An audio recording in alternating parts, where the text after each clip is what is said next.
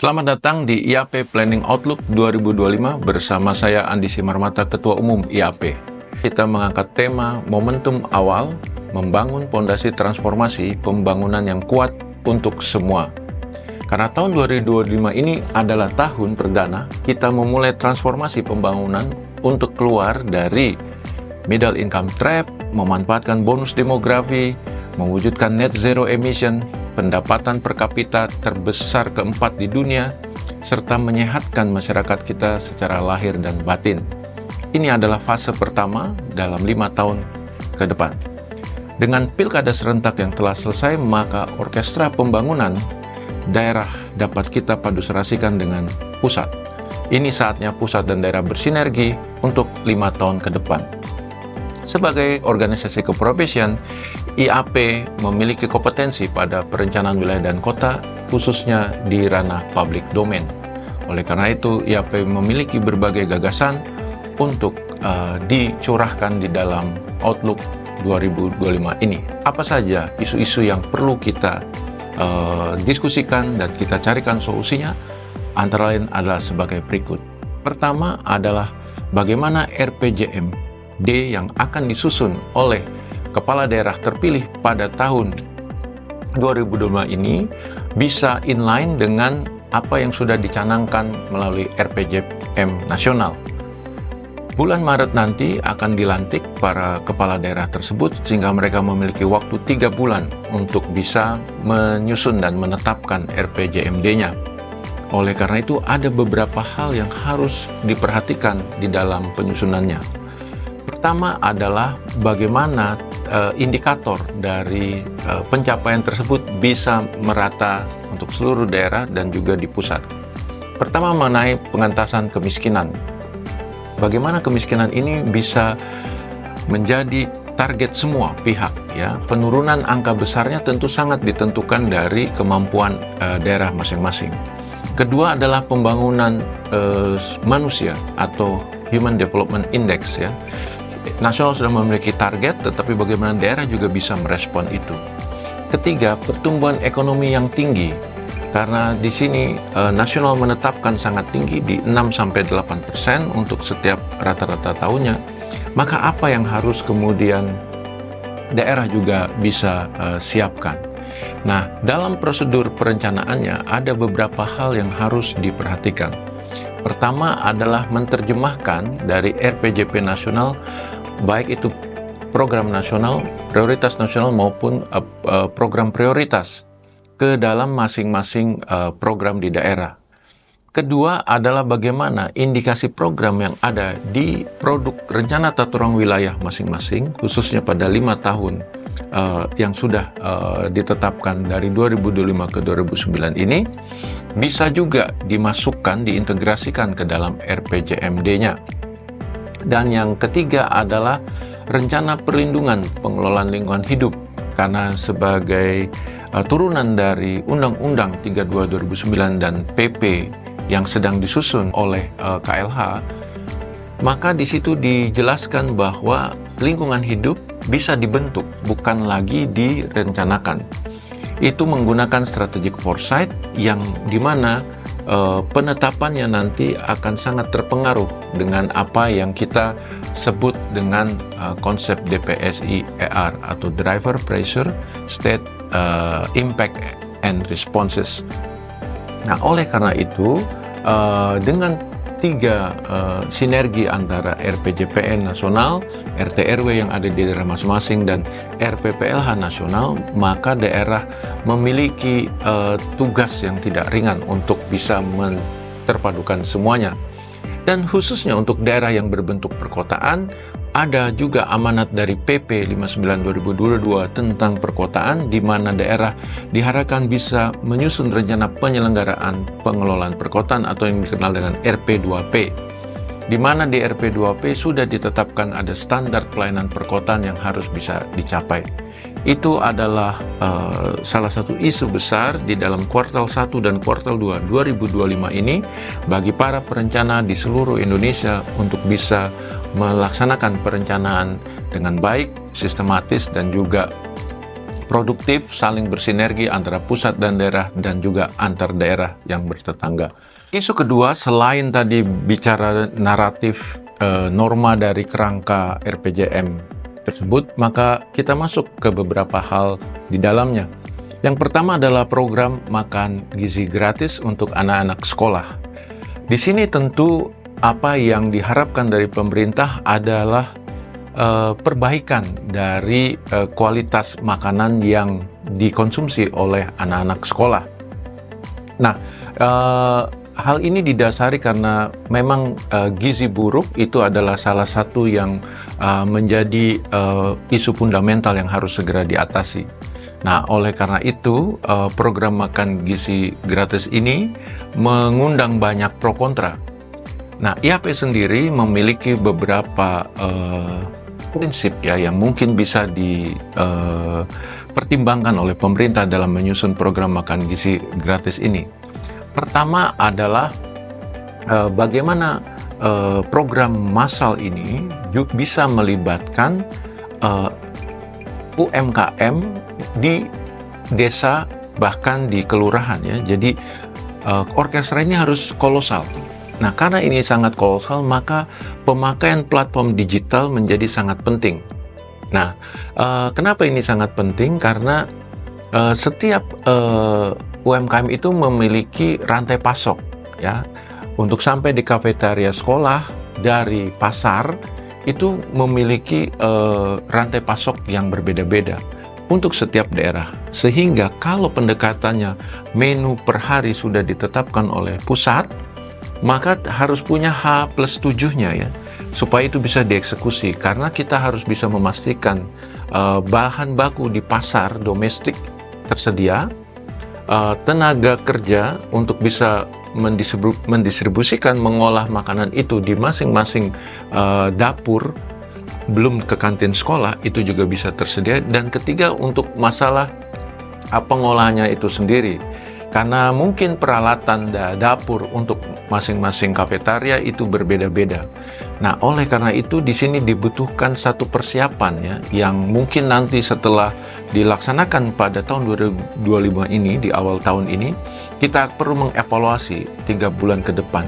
Jangan sampai program makan gizi gratis ini justru hanya dilakukan oleh korporasi. Ini yang kita harus hindari, karena menurut kita bahwa kebijakan ini akan sangat bermanfaat ketika prosesnya menjadi inklusif dan melibatkan UMKM. Nah, oleh karena itu di setiap daerah perlu memetakan di mana kekuatan rantai pasoknya. Apakah itu dari buah-buahan, apakah itu dari beras, karena nanti ada nasi yang dihasilkan, maupun lauk pauknya. Nah, ini yang harus betul-betul disiapkan.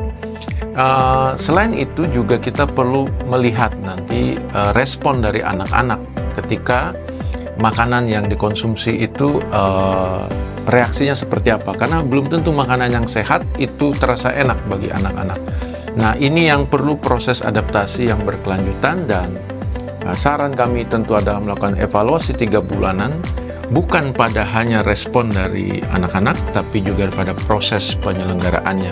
Dan itu yang menjadi kunci dari peran dari perencana di daerah untuk memastikan agar proses kolosal dari makan gizi gratis ini betul-betul bisa bermanfaat buat anak-anak kita. Di tahun ini kita juga mendapatkan informasi adanya program 3 juta rumah, 2 juta di pedesaan dan 1 juta di perkotaan.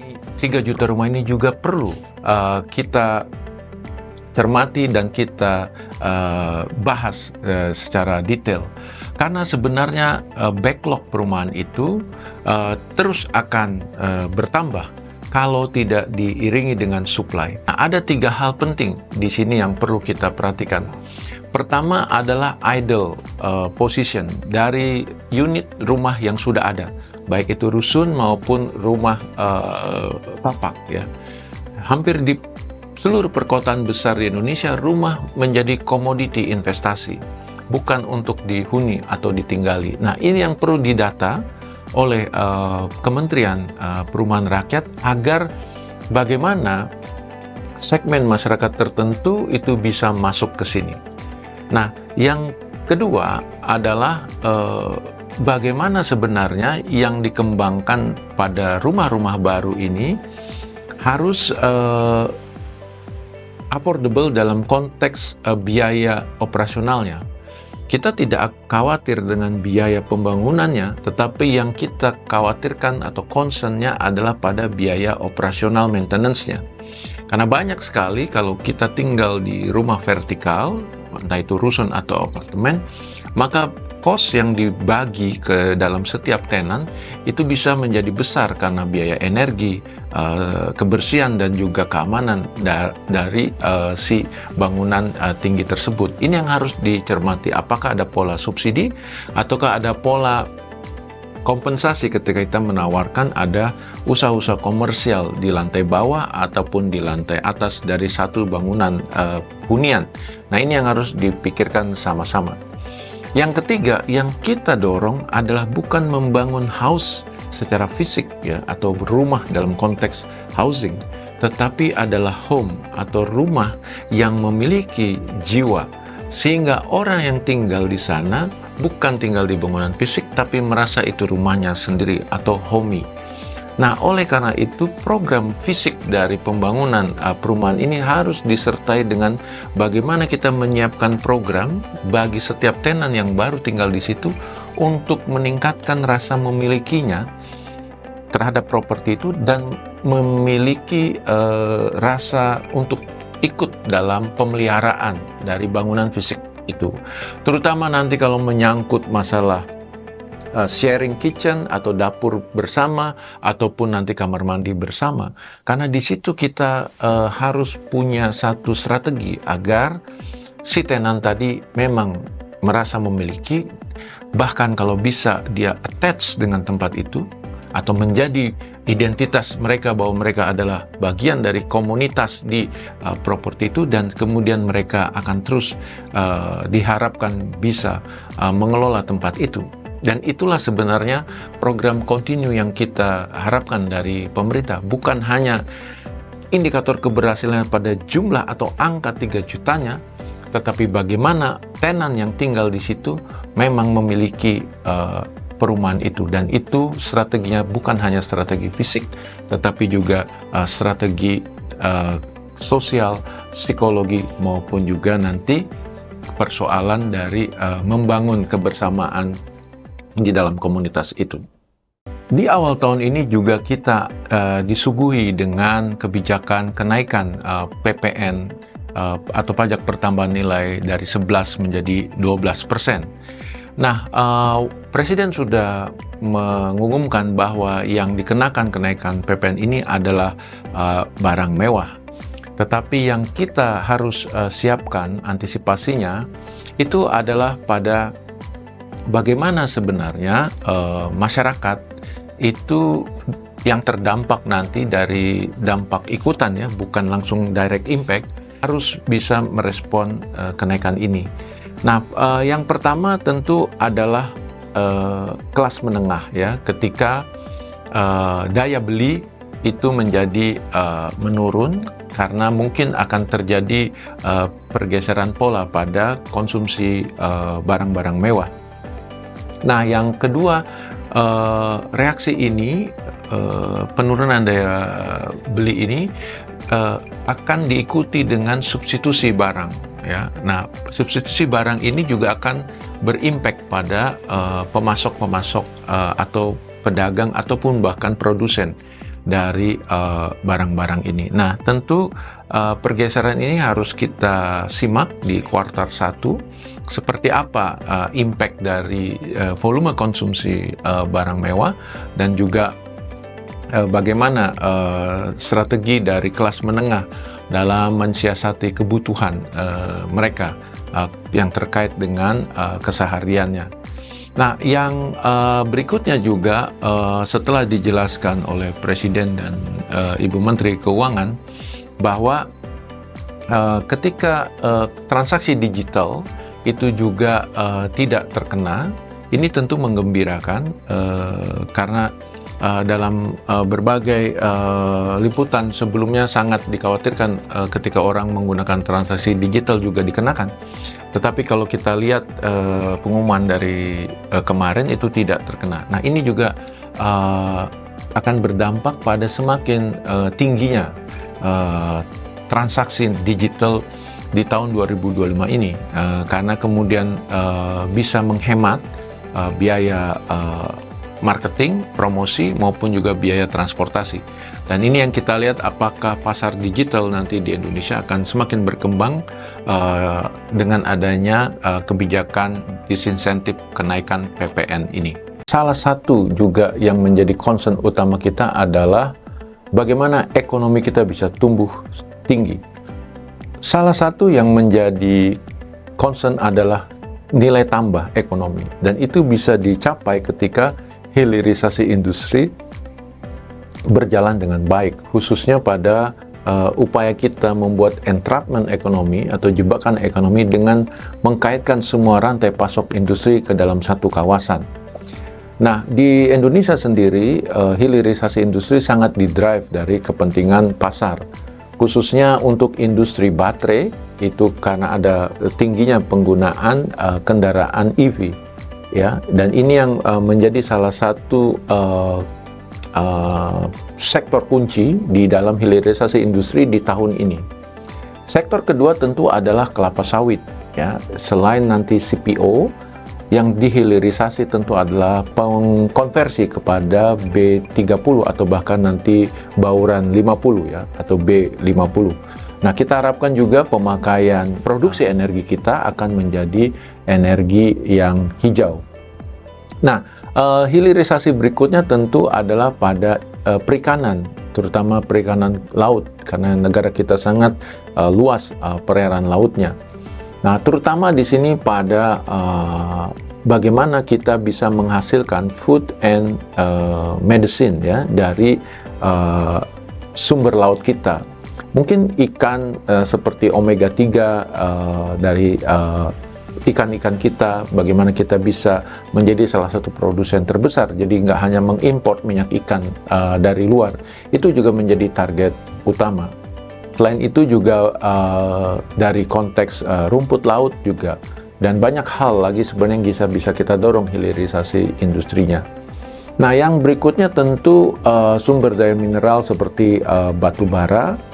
Gasifikasi batu bara juga menjadi tren ya, tentu saja karena adanya phasing out dari pembangkit listrik tenaga uap kita. Nah, berbagai kebijakan hilirisasi industri ini harus bisa ditangkap oleh masing-masing daerah dalam menyusun rencananya, karena sekali lagi itu akan memberikan dampak nilai tambah, bukan hanya membuka lapangan kerja menjadi lebih banyak, tetapi juga bagaimana transfer teknologinya dan juga bagaimana sektor-sektor ekonomi turunan, perdagangan, transportasi, makanan itu juga bisa menjadi tumbuh akibat dari kebijakan hilirisasi ini. Tentu saja tantangannya masih besar karena paten teknologinya, kualitas sumber daya manusianya, dan jumlah sumber daya manusia tidak tersebar merata di kita. Nah, itulah yang menjadi PR dari pemerintah untuk membuat strategi agar hilirisasi ini bisa benar-benar terwujud di tahun 2025. Masih di awal tahun 2025, tentunya dari historical data, Januari, Februari, Maret bahkan, kita akan banyak harus bersiap diri ketika bencana atau ancaman bencana akan datang. Dari curah hujan ekstrim sampai suhu ekstrim, termasuk juga kejadian banjir, longsor, itu yang harus kita persiapkan dari awal. Nah, di sini kesiapsiagaan dari unsur stakeholder sangat penting. Kalau kita lihat ada beberapa kejadian bencana khususnya alam ya, di pesisir, banjir rob, banjir itu sendiri ketika luapan sungai terjadi dan curah hujan yang sangat besar. Dan pada daerah-daerah yang berlereng itu kemungkinan akan diikuti dengan tanah longsor. Nah, bagi perumahan ataupun properti yang ada di daerah-daerah pesisir, sepanjang sungai, maupun juga di daerah belereng, tentu harus menyiapkan dirinya. Para pengembang, pengelola perumahan, RT, RW harus bersiap diri untuk mengantisipasi kemungkinan-kemungkinan buruk yang kita tidak harapkan. Selain daripada itu, kita juga akan menghadapi berbagai jenis bencana yang lain. Misalnya yang kita tidak harapkan yaitu bencana kesehatan pada polusi udara. Kita tentu berharap daerah kota perkotaan kita sehat dari sisi udara ya. Air quality index kita harapkan terus membaik. Nah, oleh karena itu penggunaan transportasi, moda transportasi yang berpolusi atau emisi tinggi, kita berharap truk-truk kita, kendaraan logistik kita harus lebih ketat penerapan aturan pembatasan emisinya, termasuk juga kita sendiri menggunakan kendaraan pribadi mulai mengurangi ke kendaraan umum. Dan itu yang akan membantu penurunan pencemaran udara kita. Sampah itu juga akan menjadi bencana ketika tidak dikelola dengan baik. Bagaimana kita lihat di sudut-sudut kota besar banyak sampah-sampah yang menggunung. Bank sampah maupun waste to energy sudah ada beberapa program yang disiapkan oleh pemerintah. Tentu keterlibatan aktif dari masyarakat juga perlu ditingkatkan. Nah, di sini sekali lagi isu sampah harus menjadi isu ekonomi, karena sampah tentu memiliki nilai ekonomi yang selama ini tidak dilihat atau tidak diukur secara seksama oleh semua stakeholder kita. Bencana lainnya yang kita tidak harapkan adalah krisis air bersih ketika air tanah sudah mulai tercemari yang berada di pesisir, ataupun ketika akifernya menjadi kurang. Memang pada daerah-daerah seperti NTT maupun daerah-daerah yang akifernya rendah memang sudah kesulitan air dari awal. Teknologi, rekayasa teknologi, dan juga pembiayaan dari pemerintah kita harapkan juga bisa membantu daerah-daerah yang berpotensi mengalami krisis air. Pemetaan secara nasional harus dilakukan dan fokus pada daerah-daerah perkotaan maupun daerah-daerah lahan produktif untuk bisa pengairannya membaik. Terakhir yang tentu yang kita tidak bisa hindari adalah bencana alam seperti gempa bumi, karena kita sering mengalaminya.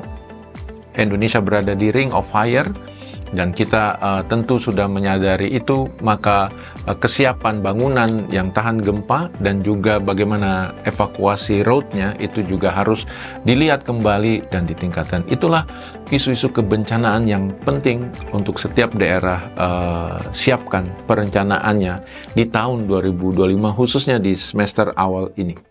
Setelah kita tadi banyak membahas sektor, maka kita juga harus melihat wilayah.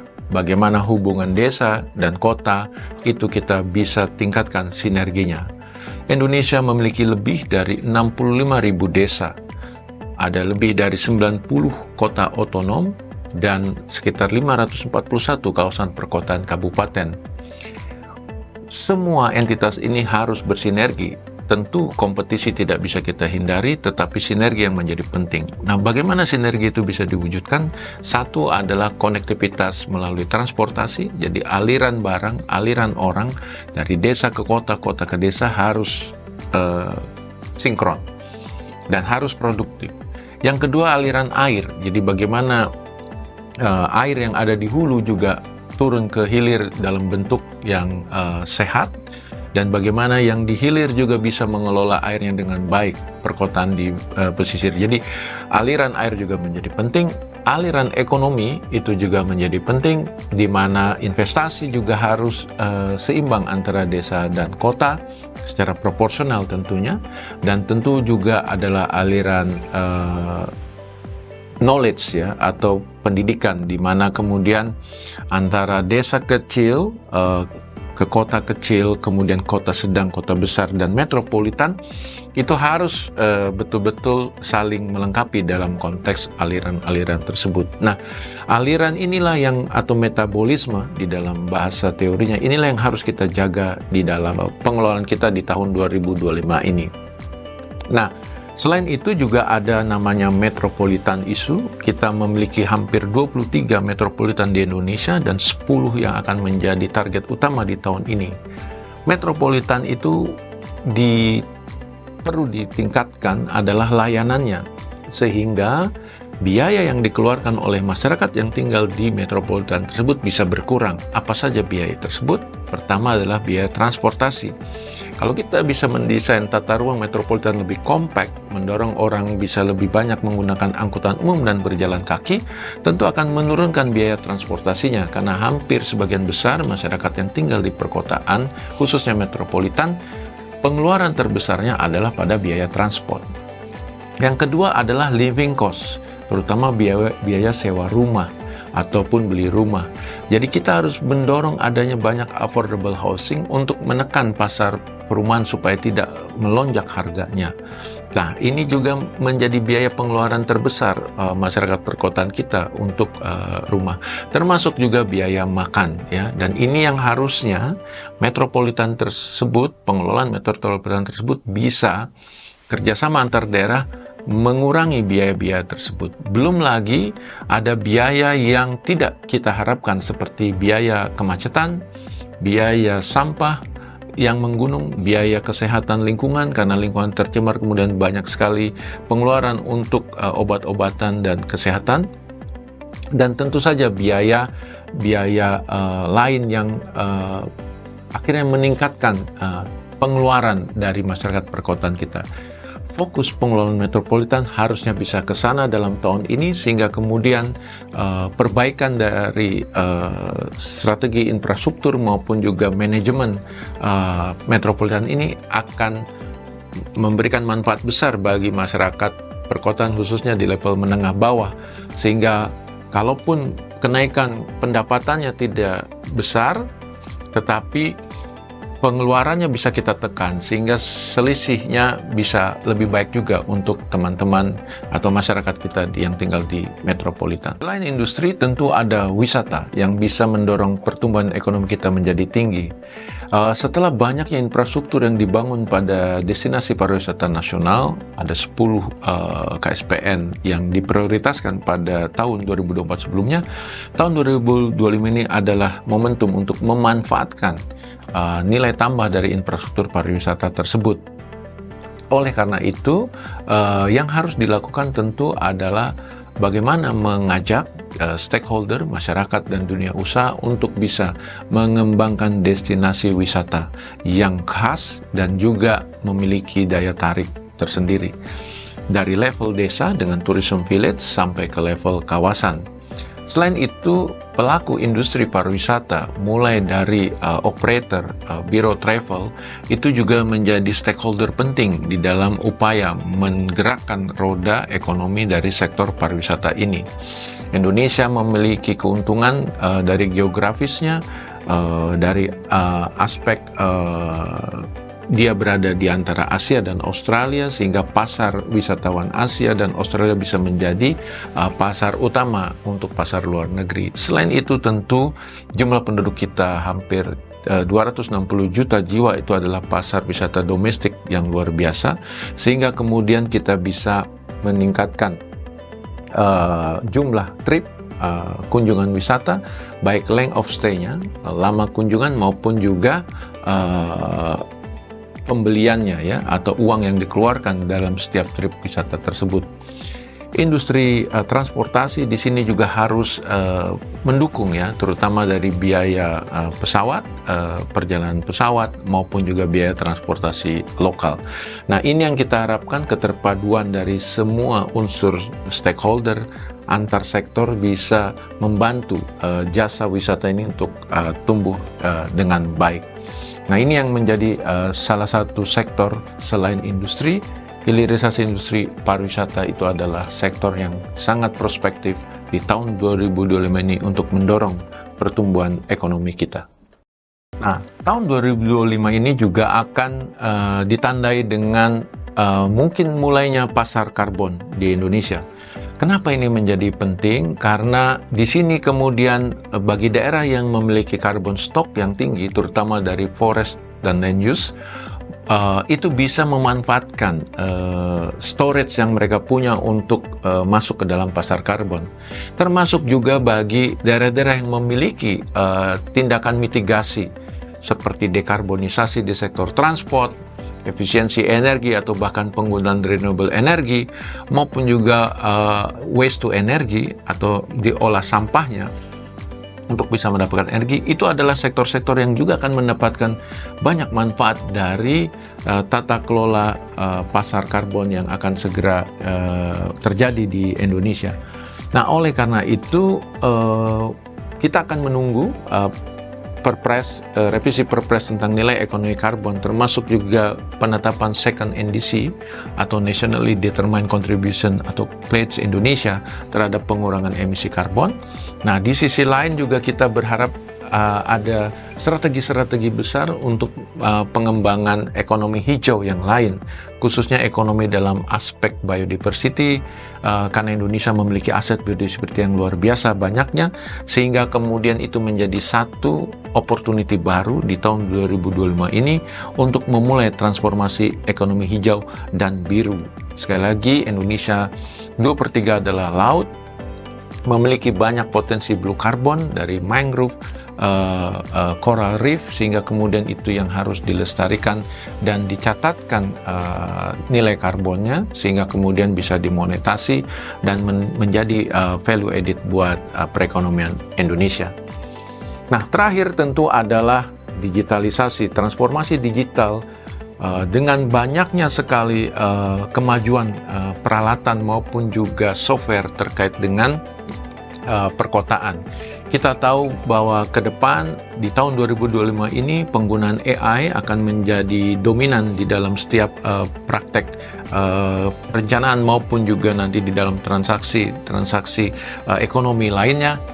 Yang berikutnya juga adalah bagaimana Internet of Things dari setiap rumah, bahkan bisa diatur dalam satu remote control terpadu, dan juga bagaimana pasar digital juga akan berkembang pesat terkait tadi bagaimana